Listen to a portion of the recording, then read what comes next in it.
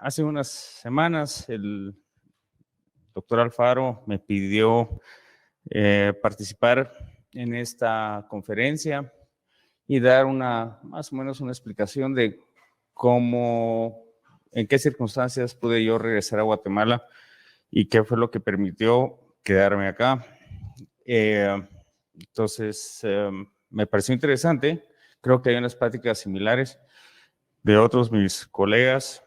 El doctor Cohen también va a hablar sobre ese mismo tema. Yo creo que es importante para para ustedes, estudiantes, otros que ya son graduados y están en residencia y qué es lo que quieren hacer, a ver si mi ejemplo les sirve de algo. Bueno, el título de la plática, Quo Vadis, me pareció interesante porque simplemente significa a dónde vas. Y empecé y hay una razón por la que lo escogí. La verdad que cuando uno entra a medicina lo que quiere es estudiar, salir y perseguir los sueños de uno, pero a veces no sabe uno cómo va a suceder esto o qué es lo que tiene que uno hacer para ser exitoso. Entonces, viendo la etimología de Quo Vadis pueden ser dos cosas, o lo que tal vez eclesiásticamente se conoce como la aparición de Jesús cuando Pedro iba saliendo de Roma. Yo no soy muy católico en el sentido de eso, pero me pareció una historia muy interesante. Y la otra, pues, que lo podrán escuchar algunos más de otras generaciones sobre la película Quo Vadis, pero va un poquito más allá de eso. Siguiente. Entonces, para mí es más un significado existencial, ¿sí? Es a dónde voy, a dónde vengo y por qué. Y me encontré con esto en el baúl de los recuerdos. Uno son dos cartas de la facultad, la recomendación de la Facultad de Medicina por parte del doctor Herrera, que explícitamente ponía en su penúltimo párrafo, y el doctor Kusma regresará a esta universidad a enseñar. Bueno, atrevido, la verdad, uno pensaba que tal vez no. Y la segunda es otra carta, ya una carta enviada durante la residencia, donde él pregunta, ¿a dónde vas?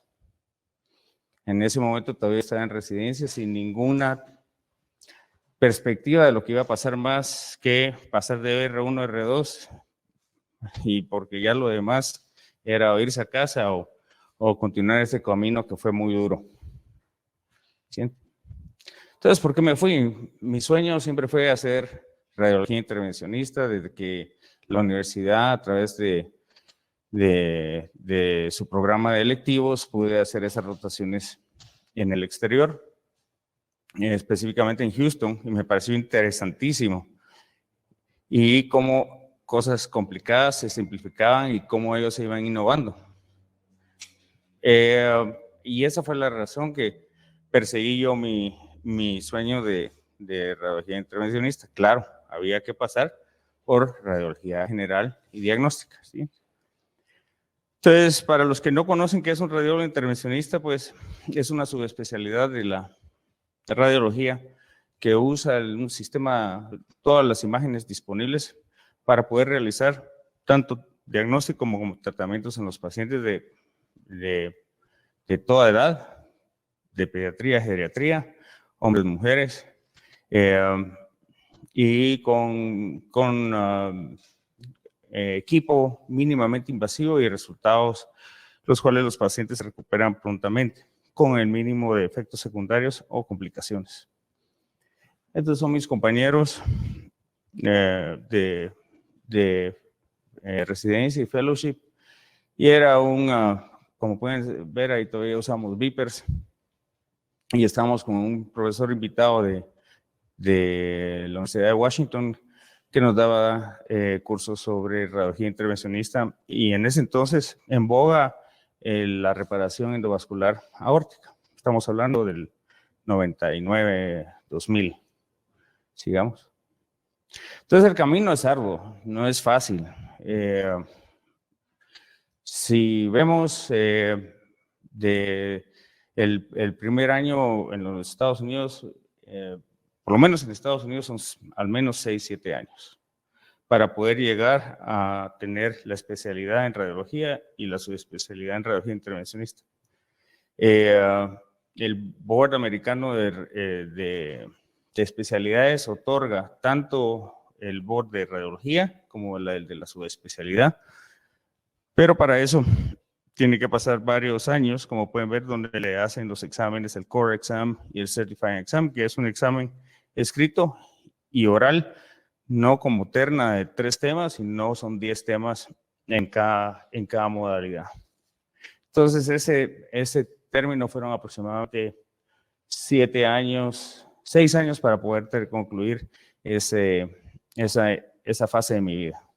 Bueno, ya terminé, ya soy radiólogo, radiointervencionista, tengo mi diploma, ¿me voy a Guatemala o qué hago?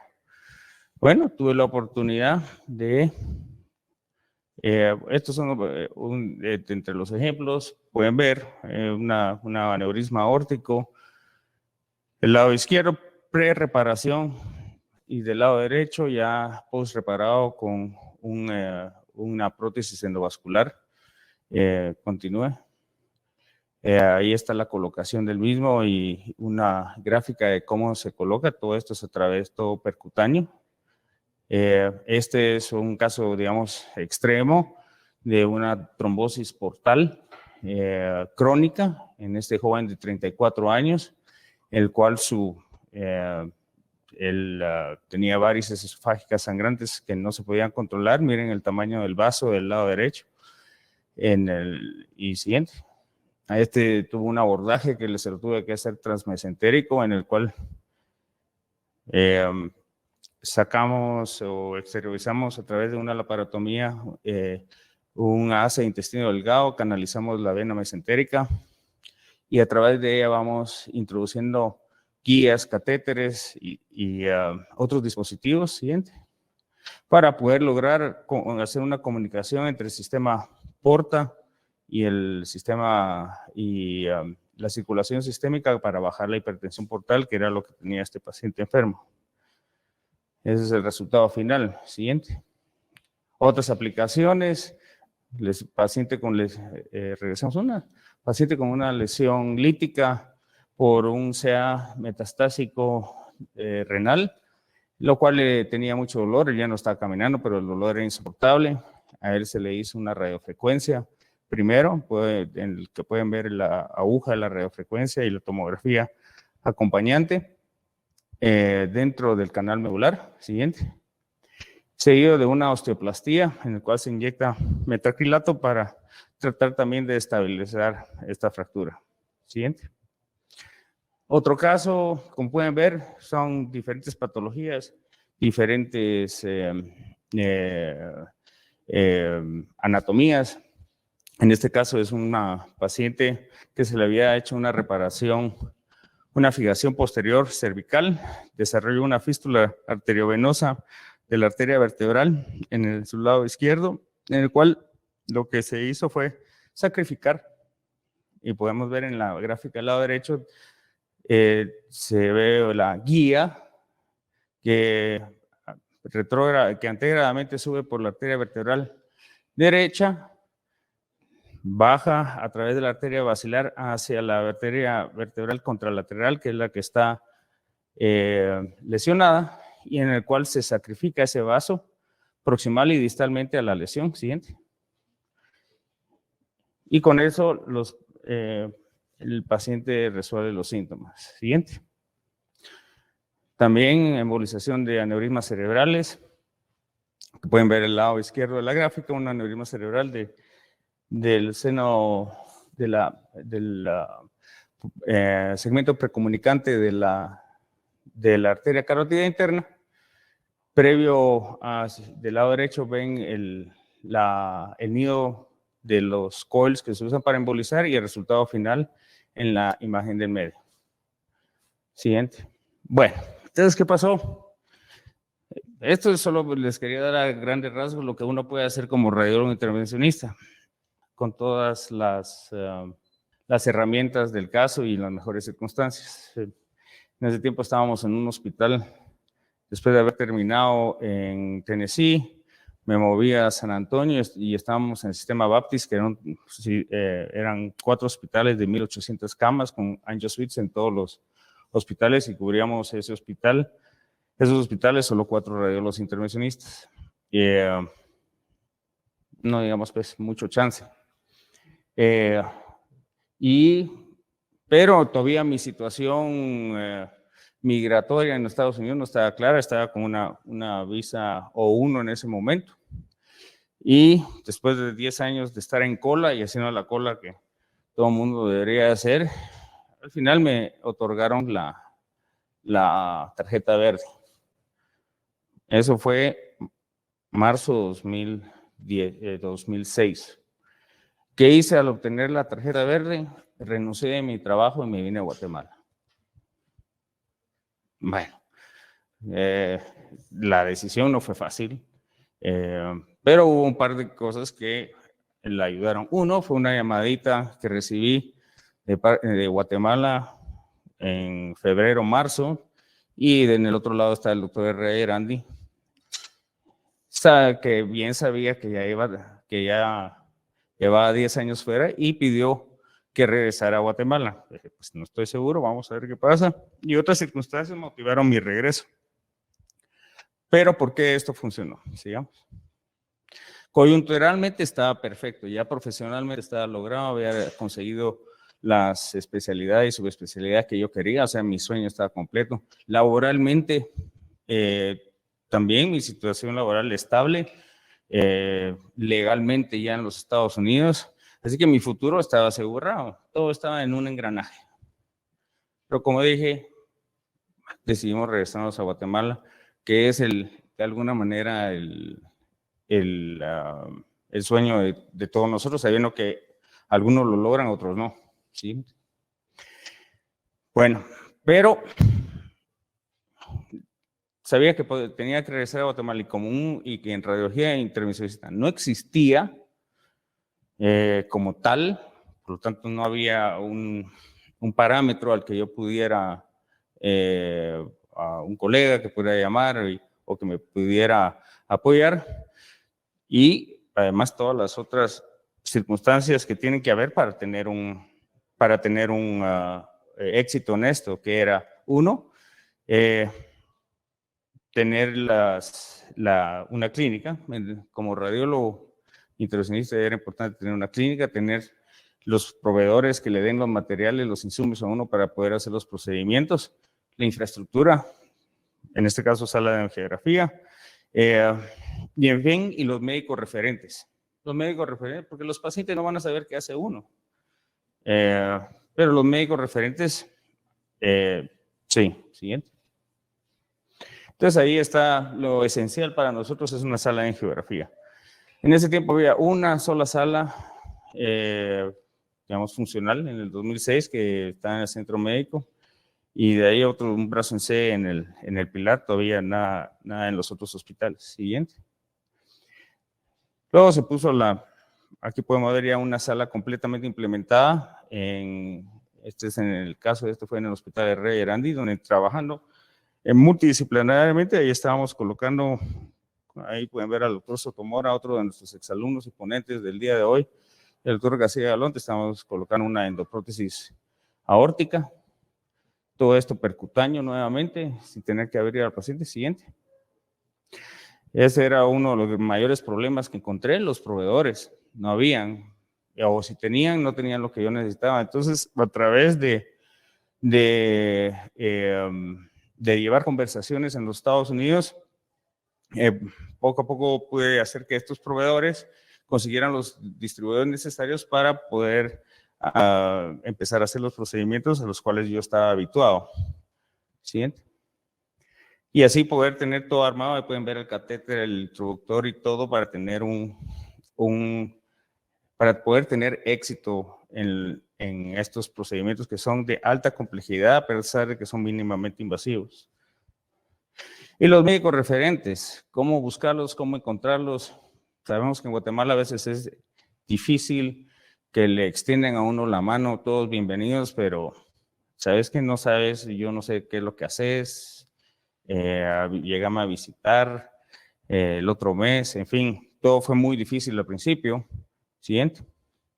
Pero en esta imagen, esta es una imagen del 2003 que no pude estar yo acá para la cena de los exalumnos, para el 25 años de la facultad, pero muchos de los que están ahí me apoyaron. Puedo mencionar al doctor Asmitia, fue de los primeros que me extendió la mano después de que a él también le había costado mucho regresar. Y la gráfica al lado, pues hay que mencionar algo de radiología, es un functional MRI, donde podemos ver las áreas que son activadas de empatía y compasión, así que ellos tuvieron compasión de mí, me apoyaron y poco a poco así fue como empecé a tener pacientes y a involucrarme en los hospitales. Siguiente. Por supuesto, muy importante es dar estas conferencias para darse a conocer, participar en los congresos,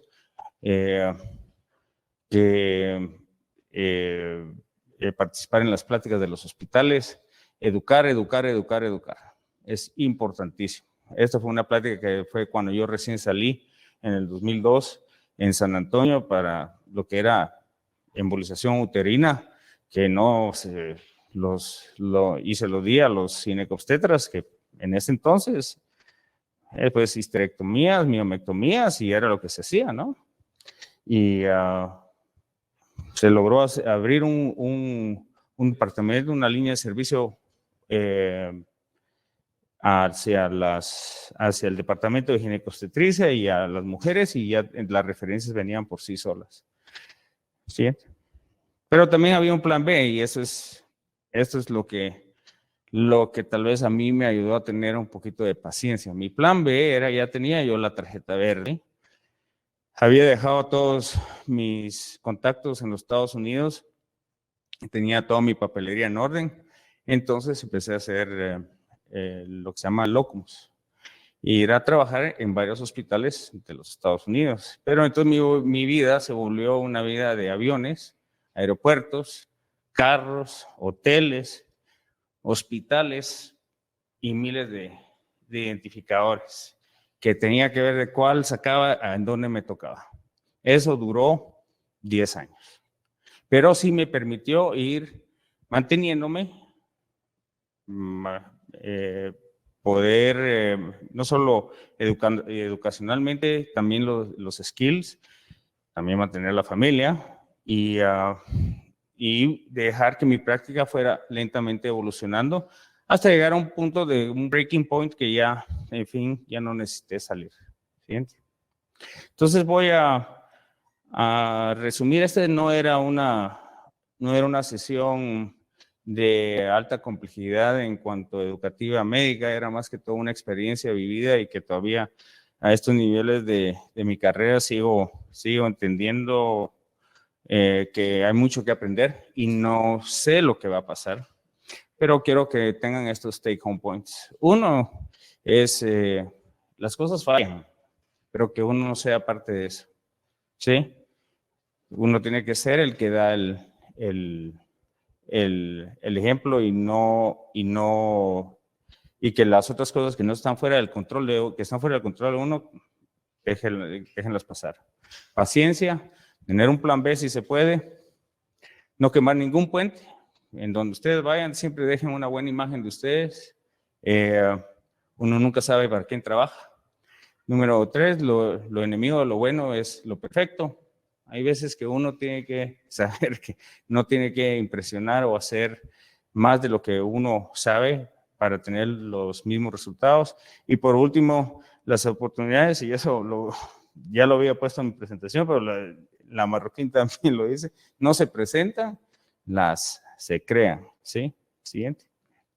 Y el que no lo conocen, es Joey Berra, un gran beisbolista de los 50, 60.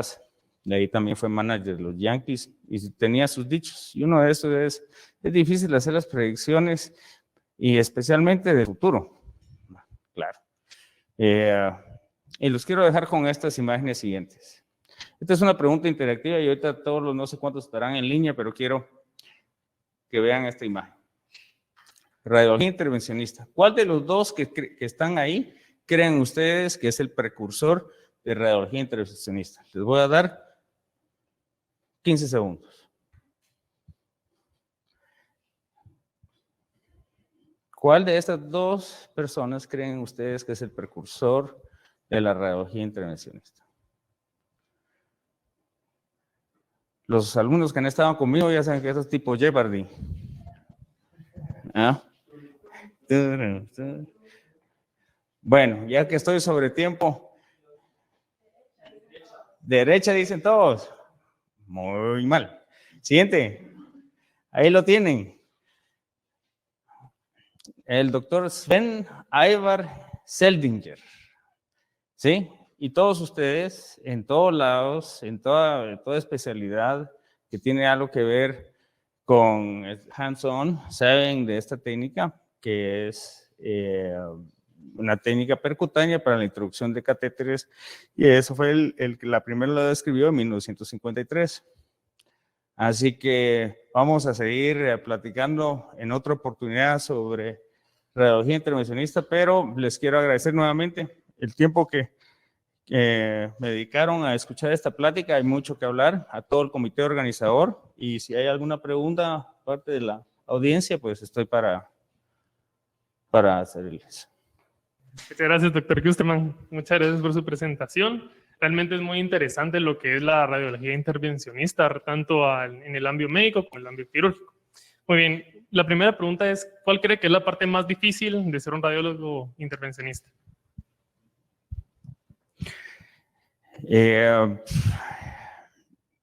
La parte más difícil para un radiólogo intervencionista, bueno, él tener ahí es la paciencia. La paciencia y creer en las habilidades que tiene uno. Yo creo que sin creer en uno mismo y en la educación que tuvo uno, es difícil. Y otro es tener la capacidad nata de innovar. Porque las cosas, las complicaciones, las situaciones se presentan rápidamente y debemos de actuar. Eso serían un par de puntos.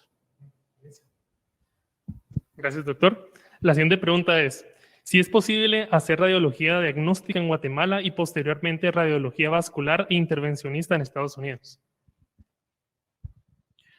La respuesta es sí, pero depende.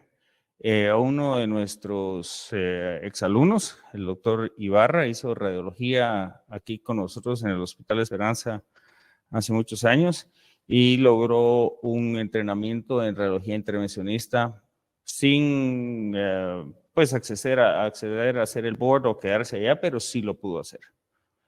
Entonces sí es posible. Muy bien. La siguiente pregunta es, con respecto a las oportunidades laborales, ¿existe una alta demanda de radiólogos intervencionistas en Guatemala?